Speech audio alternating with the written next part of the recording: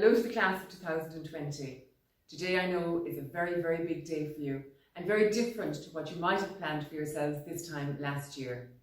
As you're aware, the COVID-19 pandemic has meant that the traditional leaving certificate has been cancelled and today you will instead receive calculated grades.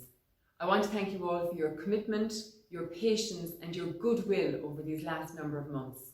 Today is a day of achievement for you and I congratulate you on that. I also want to take the opportunity to thank your parents and guardians who have stood with you throughout these last number of months. Thank you. Should you require any further support over these coming days, please do know that your school is available.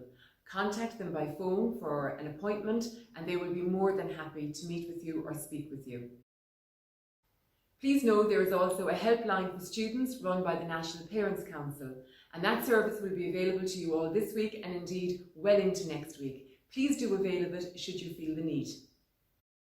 Again, I congratulate you on your achievement today. Well done, and I wish you well in the days and weeks and indeed the months ahead.